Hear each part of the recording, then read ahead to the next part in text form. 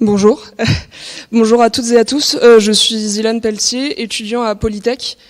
Je suis ici aujourd'hui pour vous présenter mon projet de cosplay Arduino que je présente pour le concours TOX.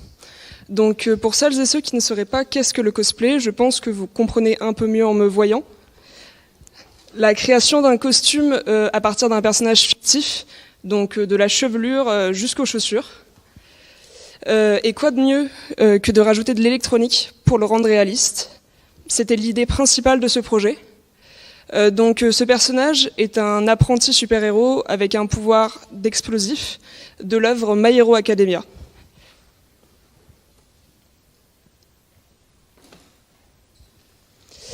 Donc les objectifs et les attentes de ce projet étaient doubles. Un côté basé sur l'esthétique, simuler l'électronique donc à partir d'impression 3D, et de l'autre côté de l'électronique, des LED, du son, de la fumée.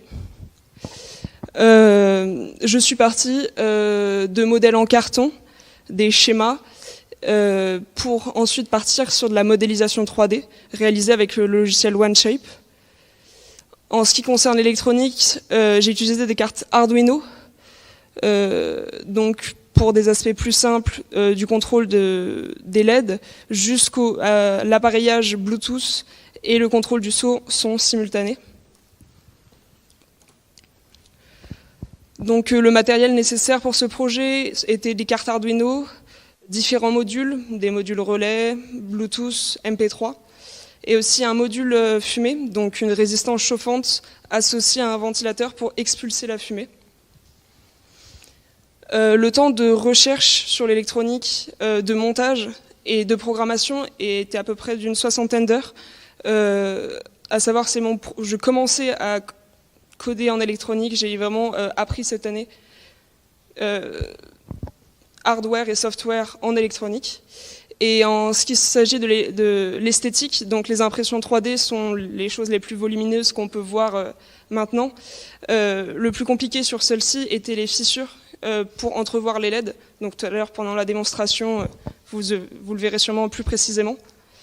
Et pour ce qui s'agit du reste, c'est la plupart de vieux habits, des tissus, des cartons de pizza qui ont été recyclés pour permettre la création du costume entier.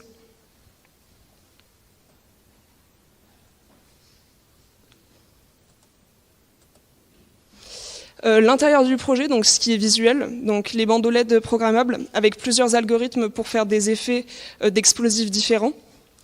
Nous avons des enceintes reliées à un module MP3 avec une carte SD où les sons, musiques sont directement intégrés. Et enfin, une machine à fumer associée à une capacité pour permettre une meilleure utilisation et un meilleur rendu. Passons au fonctionnement de l'IoT. Le module Bluetooth est directement placé dans le collier, qui est juste devant, qui est lui-même associé à mon téléphone. Donc pour ceci, j'ai utilisé deux programmations sur la carte Arduino du type C++ et sur mon téléphone avec l'application MIT App Inventor, donc qui est de la programmation par bloc. Après l'appareillage des deux appareils, donc du téléphone et du module, l'écran interactif avec les boutons, les sliders, les lead speakers sont tous associés à un caractère qui permettent, grâce à un switch situé dans la carte Arduino, de savoir quelle est l'action à faire.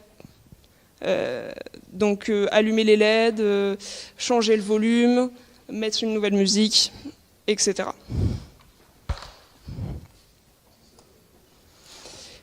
Enfin, les perspectives de mon projet. La perspective principale de ce projet est la création d'un e-commerce basé sur de la pop culture, mélangeant électronique, modélisation 3D et programmation.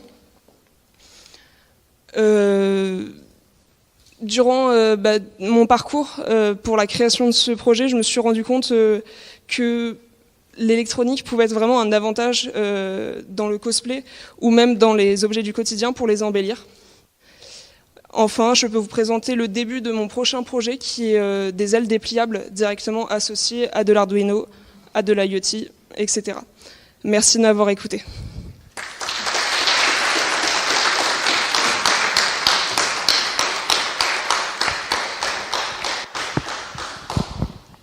Je te propose d'utiliser ce micro-là pendant que je vais chercher le premier qui a des questions, là, ou la première qui a des questions.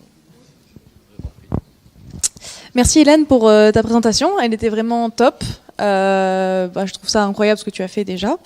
Ensuite, j'ai une question, tu as parlé de son simultané, de rendre le son de manière simultanée, donc c'est avec quoi en fait que tu veux le rendre simultané? Par exemple avec les LED, les algorithmes de LED avaient besoin de temps pour pouvoir se réaliser. Donc, parce que si on demande à une LED de s'allumer, il faut aussi lui donner quand elle doit s'éteindre. Et donc avec les algorithmes pour gérer le temps, c'était assez complexe. C'est pour ça que j'ai dû créer une fonction de temps en enlevant les delays pour ceux qui programment en Arduino. Donc voilà pourquoi je parle de son simultané, parce que le son devait pouvoir se réaliser en même temps que les LED, et si l'un s'arrêtait, l'autre ne devait pas s'arrêter. D'accord, merci. Une autre question. Merci pour cette présentation. Merci à gagné. Tu t'es bien.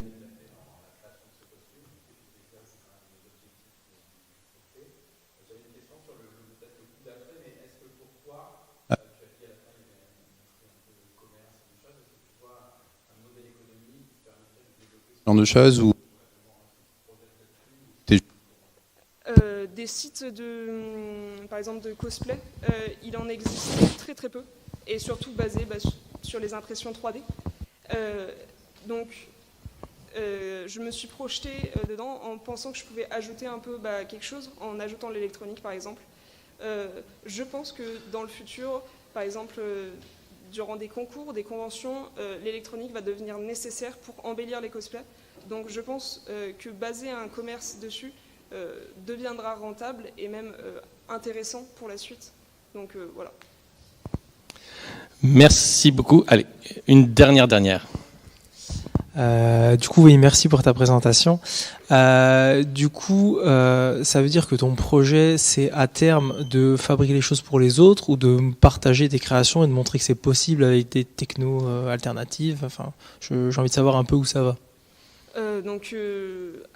À la fin, j'aimerais créer du coup une application ou un site internet pour pouvoir répertorier tous les projets que j'ai pu mener à terme.